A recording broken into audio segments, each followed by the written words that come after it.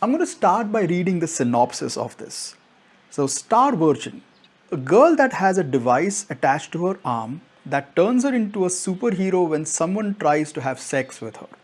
She has to fight giant toads, robots, a giant spider, a dung beetle, a tank with robotic arms, and her arch nemesis, the Statue of Liberty. Made in 1988, directed by Ichiro Omomo, and starring Aiko Kuroki. So that is the synopsis of Star Virgin, which is pretty much the reason why I watched the movie. Also, the poster looks like that, and there was also like one clip that has been floating around social media for like a very long time, where she's getting attacked by a giant horny toad.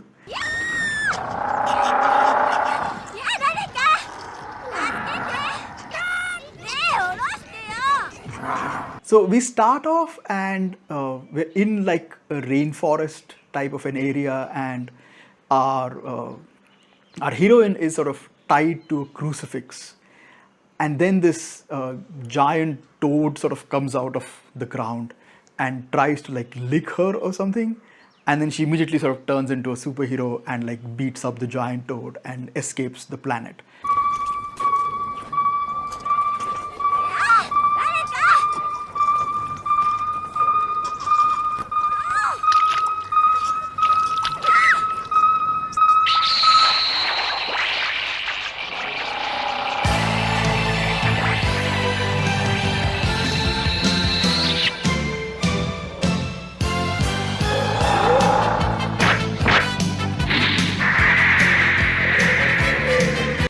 So turns out that our lead actress, our heroine, whose movie name is also Aiko, is like an alien who is on vacation, and her father has given her this chastity belt or something, which is tied to her arm, and whenever it detects that someone is trying to molest her or something, then the belt activates and turns into a superhero, except that she's wearing a bikini.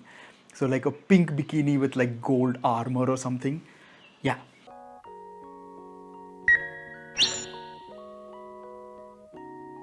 これが悪い心に反応する低素体だ。外しちゃダメだよ。いいかい？宇宙にはまだ危ないところがいっぱいあるんだから、あまり偏僻なところ行っちゃダメだよ。Okay, so she escapes the planet, and then she's like, okay, like the reptile planet wasn't very good. She's lying in this bathtub which looks like the size of a swimming pool, and she's like, I'm going to go to Earth because Earth might be more civilized. And so she lands on Earth with her spaceship, which sort of immediately transforms into a house.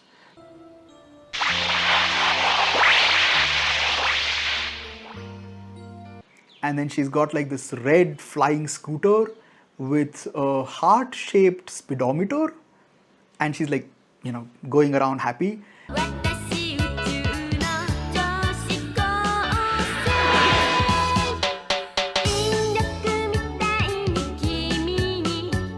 And then we run into our hero, or more like the damsel in distress, who's like this nerdy little guy who likes bugs, and he's gone to the dentist to get like a fake tooth.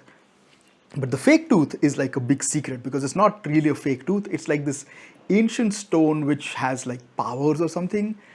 And so he comes out of the dentist's place and immediately gets chased by a giant tank with a robotic arm, and runs into the heroine, and then the heroine also starts running with him, and she realizes like, I need to rescue this guy.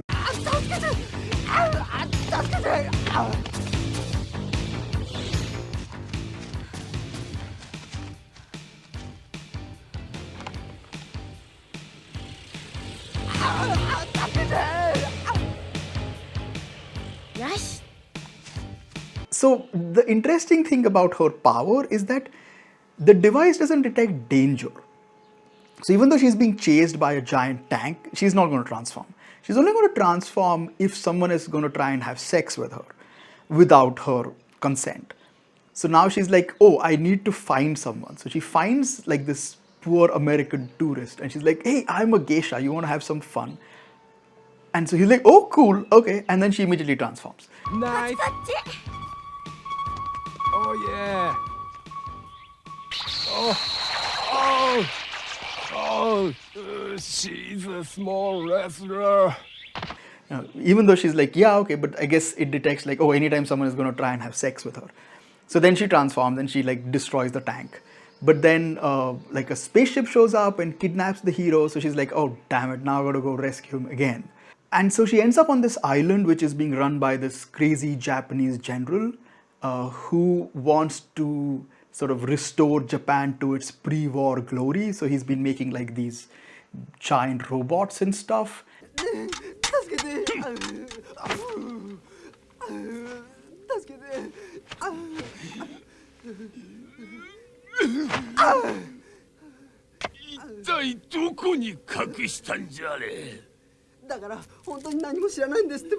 And he needs that stone, which is like the fake tooth, to power up, some secret weapon that he's been making.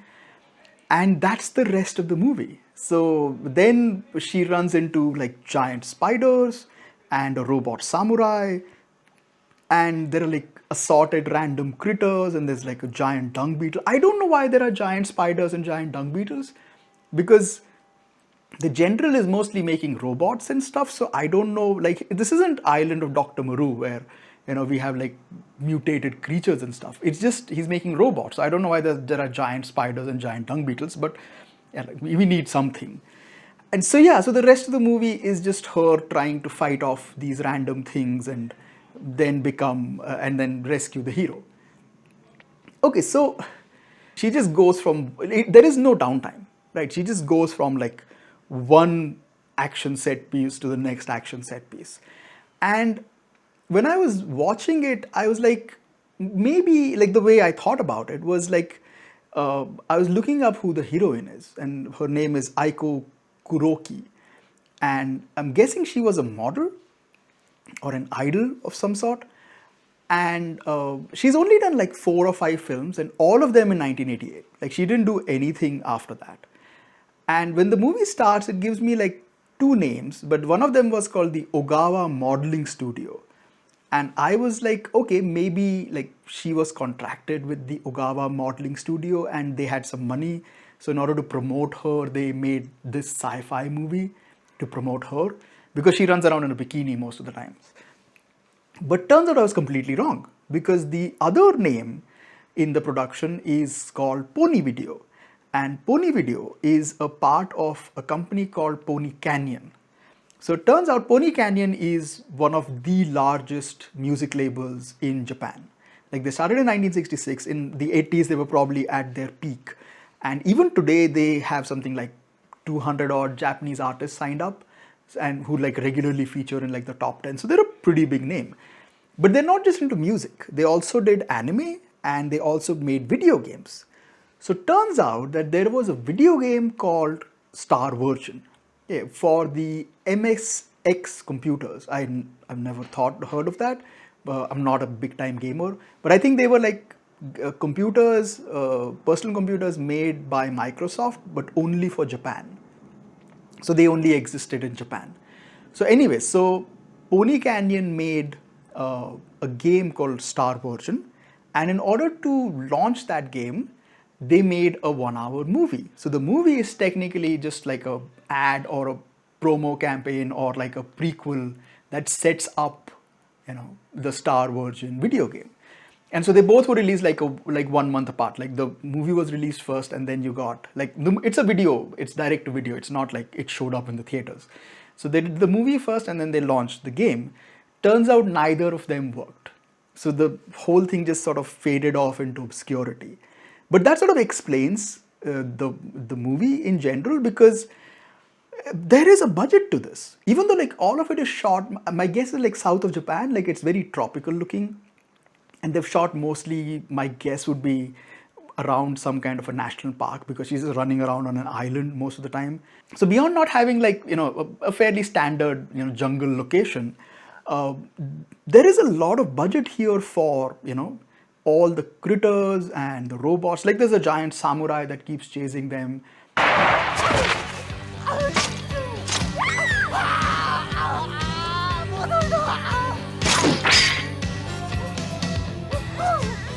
The dung beetle is done extremely well. There are like these random critters that show up in the beginning, and there's like this one that shows up on the island for no real reason. Like, they don't do anything.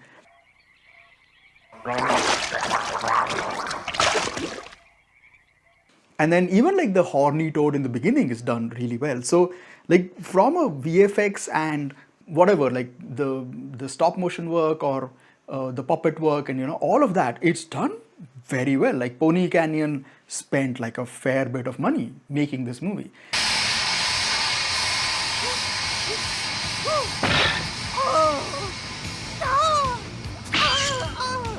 It's just like nothing worked.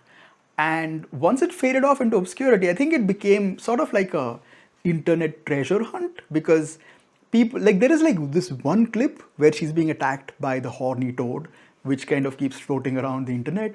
So I guess people just sort of went like, what is this? Where is this from? And even up to like 3 years ago, I found like one Reddit thread, and there's almost like, even back then, someone had managed to find like one laserdisc copy of the movie without subtitles. So then there were people who had watched it without subtitles, and the version that I watched, which is on Internet Archive, has subtitles which are sort of fan written, but pretty good subtitles. Like, the movie makes sense. It wasn't just wondering like what the heck is going on. But yeah, like, even if you don't have subtitles, the film is pretty straightforward. You can sort of understand what is going on. Not only did a fan write subtitles for the movie, but apparently like someone tracked down the game, because even the game sort of just like, because it wasn't a hit, I guess it was never sort of like remastered or whatever, so it just sort of faded off. But someone managed to find the game and then sort of hack it and translate it into English. So there's like this one clip on the internet where you can find the game as well. But even beyond that, what is more impressive is that Pony Canyon did spend a fair bit of money, because the soundtrack of the movie is done by the great Kenji Kawai. So for those of you who don't know who Kenji Kawai is, he's like one of the most famous music composers in Japan. He's done like a ton of anime, which includes Ghost in the Shell. So the music for Ghost in the Shell 1 and 2 is by him. The music for Patlabor and the Patlabor movies is by him. So he's like big time. So you have a full 30-minute soundtrack, and it's a really good soundtrack for the movie.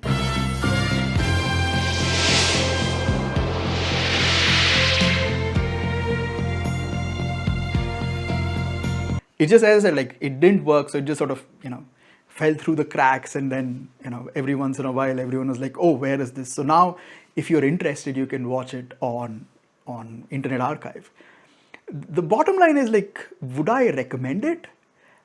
Yeah, I mean, it's fine. Like, it's not, the funny thing is, like, for the synopsis, which is like, oh, she transforms into a superhero whenever someone tries to molest her, it is very kid friendly. Like, beyond the fact that you have your lead is running around in a pink bikini, there is nothing in here. Like, there is no gore, there is no bloodshed. The creatures are all sort of very cutesy, and it's all sort of funny enough. Like, it's not crazy funny, but it is funny enough, overall. So yeah, like, if you want to watch it, it's 57 minutes, Why not? I mean, it's on Internet Archive. So it's like, if you want to watch something that is genuinely obscure and want to just, update your knowledge of how weird Japanese movies were in the 80s, why not?